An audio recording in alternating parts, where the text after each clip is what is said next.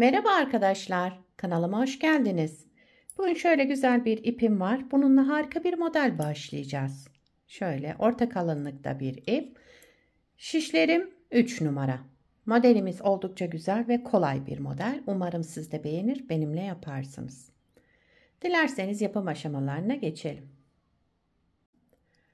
Ben şöyle lastiğimi hazırladım. 2 sıra haroşa lastik yaptım. Bu model için ilmek sayısı 2 ve 2'nin katlarından oluşacak. Yani çift sayıda olması gerekiyor. Şöyle hazırladım. İlmeklerimi 2 sırada lastiğimi hazırladım. Birinci sıra ön yüzündeyim. Kenar ilmeğinden sonra sıradaki ilmeğimi düz örüyorum ama 2 kez. Şöyle aynı ilmeği 2 kez düz ördüm. Bir sonrakini de yine düz ördüm. Yine sıradakini çift ördüm. Yani 2 kez batarak. Bir tanesini böyle, bir tanesini normal tek batarak. Birine çift batarak düz örüyorum. Bir sonrakini tek olarak düz örüyorum. Birinci sıra ön yüzündeyiz. Sıra sonuna kadar böyle devam edelim. İlmeklerimizi de arada şöyle kontrol edelim. Evet, 2 kez batarak düz ördüm. Bir düz, bir sonrakini de çift batarak düz ördüm. Sıra sonuna kadar böyle devam ettim. Sıra sonunda bir düz, daha sonra kenar ilmeğimi de düz örerek sıramı tamamladım. İkinci sıra arka yüzüne geçtim. Kenar ilmeğinden sonra sıradaki ilmeğimi burada düz örüyorum. Düz olarak ördüm sıradaki ilmeğimi. Şu çiftli olan ilmeğimi de ipi kendimden tarafa aldım. Bunu örmeden aldım şöyle. Bakın ilmeğimin boyunu uzatarak aldım. Bir sonrakini düz ördüm. Bu çiftli olanı örmeden aldım. İpim kendimden tarafta. Bir düz, sıradaki ilmeğimi örmeden aldım. Bir düz, sıradaki ilmeğimi örmeden aldım. Bir düz ilmek, sıradaki o çiftli olan ilmeğimizi örmeden alalım. İkinci sıra arka yüzünde bu şekilde devam ediyoruz. Kenar ilmeğimi de düz olarak ördüm. İkinci sırayı tamamladım. Üçüncü sıra ön yüzündeyim. Kenar ilmeğinden sonra şöyle önce bir artırma yaptım. Şöyle. Önde bakın şöyle uzun ilmeğim, arkada ters olan ilmeğim. Bunun ikisini bir aldım, kestim yani tek ilmeğe düşürdüm. Önce bir artırma yaptım. Daha sonra sıradaki iki ilmeğimi düz örerek kestim. Bir artırma, sıradaki iki ilmeğimi, bak uzun olan önde olacak, diğer ters ilmeğim arkada. İkisini bir düz örerek keselim. Önce artırma yapalım, daha sonra iki ilmeği keselim. Bir artırma, sıradaki iki ilmeğimi düz örerek kestim, tek ilmeğe düşürdüm. Üçüncü sıra ön yüzünde bu şekilde sıramızı tamamladık. Bakın burada sıra başında artırma yapmıştım. Daha sonra kesme işlemi. Sıra sonunda kesme işleminden sonra artırma yapmadan kenar ilmeğimi ördüm. Yoksa ilmek sayımız artar. Buna dikkat edelim. Başta yaptıysak sonda yapmıyoruz. Dördüncü sıra arka yüzündeyim. Kenar ilmeğimi örmeden aldım. Sıradaki ilmeğim ters. Bunu ters olarak örüyorum yine. Bir ters, bir düz. Bu artırma yani ajurlu olan ilmeğimi düz örüyorum. Diğerini ters. Bir ters, bir düz. Bir ters, bir düz örerek devam ediyoruz. Modelimiz 6 sıradan oluşuyor. Hep bu 6 sıranın tekrarını yapacağız. Evet. Sıra sonunda bir düz ilmek, daha sonra da kenar ilmeğimi yine düz örerek sıramı tamamladım. 5. sıra ön yüzüne geçtim. Bakın şöyle. 5. sıra ön yüzünde. Kenar ilmeğinden sonra bakın burada 2 ilmeğimiz var. Bu ilmeğim ters, diğer ilmeğim düz.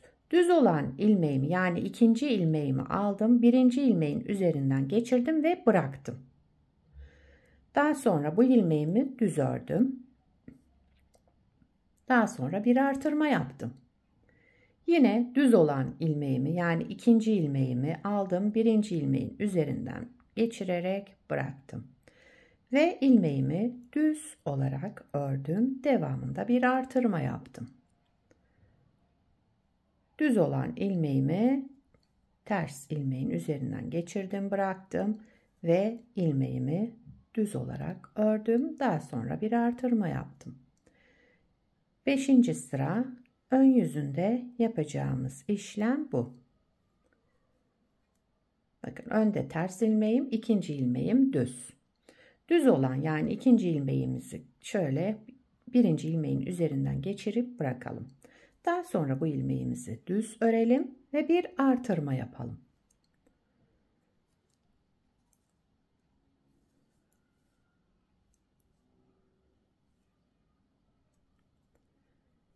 Evet. İlmeğimi düz olarak ördüm.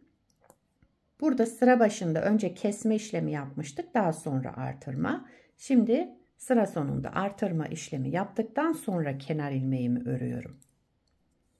Buraya dikkat edelim. 6. sıra arka yüzüne geçtim. Son sıramız. Kenar ilmeğinden sonra bütün ilmeklerimi ters örüyorum.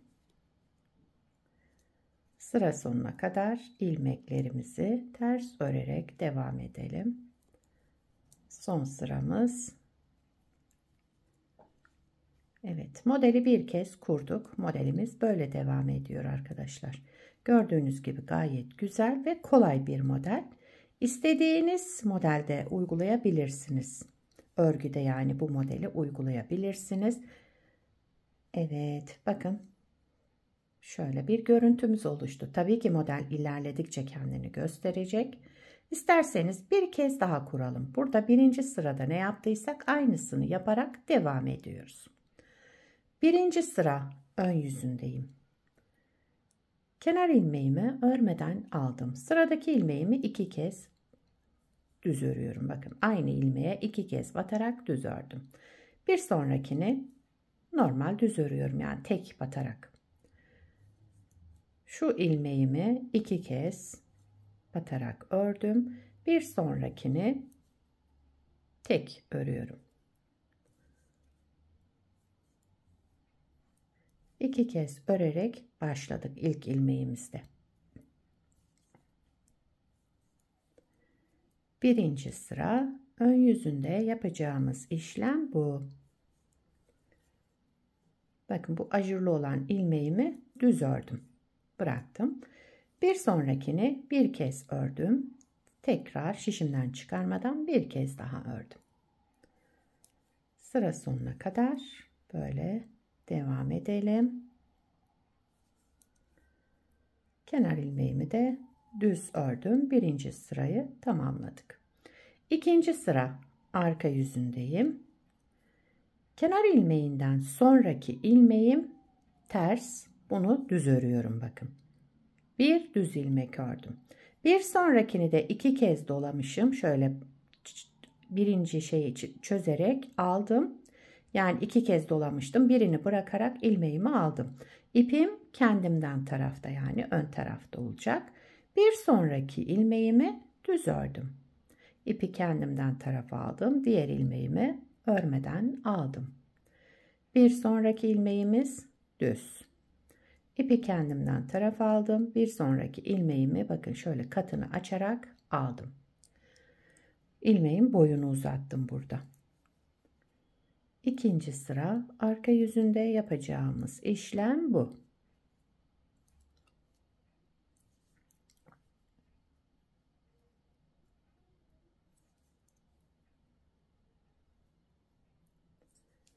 Kenar ilmeğimi de düz ördüm. 3. sıra ön yüzüne geçtim.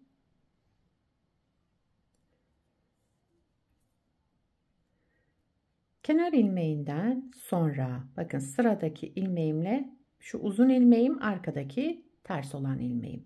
Önce bir artırma yaptım. Daha sonra bu iki ilmeğimin ikisini bir alarak düz ördüm. Tek ilmeğe düşürdüm. Tekrar bir artırma yaptım. Sıradaki iki ilmeğimin ikisini bir alarak kestim. Tek ilmeğe düşürdüm. Bir artırma. Öndeki şöyle uzun olan ilmeğim düz. Bir arkasındaki de ters. Bunun ikisini bir aldım ve kestim. Tek ilmeğe düşürdüm. 3. sıra ön yüzünde yapacağımız işlem bu. Bir artırma, iki ilmeği kesiyoruz. Bir artırma, iki ilmeği kesiyoruz. Daha sonra kenar ilmeğimi düz olarak ördüm. Sıra başında artırma yaptığım için sıra sonunda artırma yapmayalım. 4. sıra arka yüzündeyim.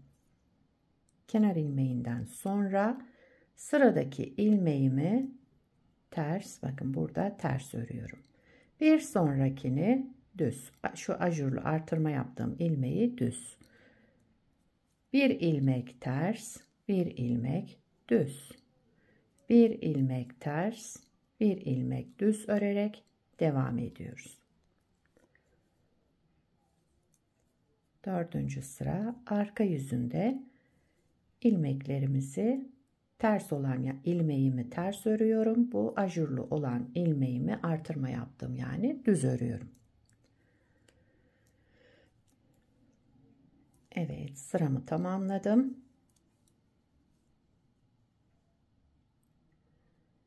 5. sıra ön yüzündeyim.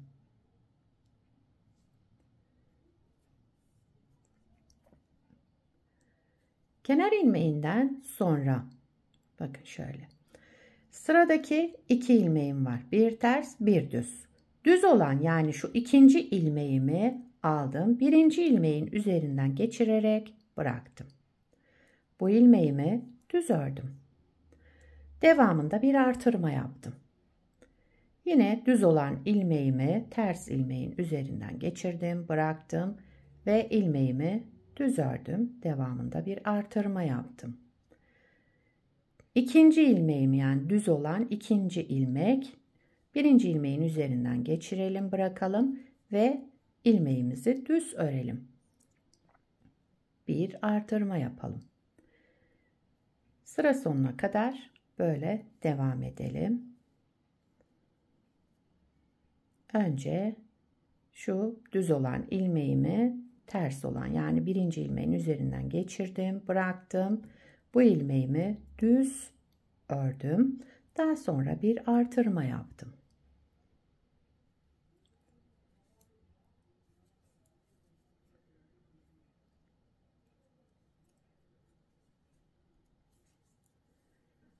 Evet. Daha sıra sonunda bir artırma, daha sonra kenar ilmeğimizi örelim.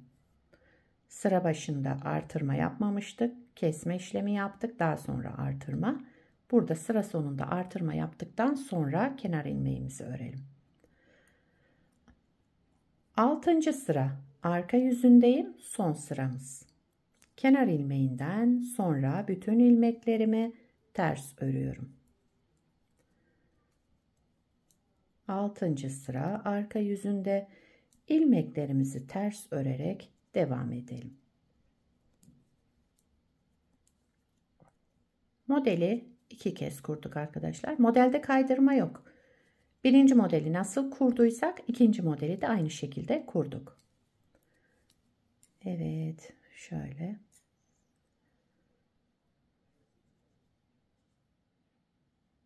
Gördüğünüz gibi gayet güzel, zarif bir model. Özellikle yazlık örgülerinizde de kullanabilirsiniz bu modeli. Koton, merserize ip kullanabilirsiniz. Model böyle ilerleyecek arkadaşlar. Bir parçada daha önce yaptım. Bakın bunu da lastiksiz kullandım. Lastik yapmadım bu parçada. Burada haroşa lastik kullandık. Model lastik istemiyor. İsterseniz lastiksiz kullanabilirsiniz. Arka yüzü de şöyle bir görüntüsü var.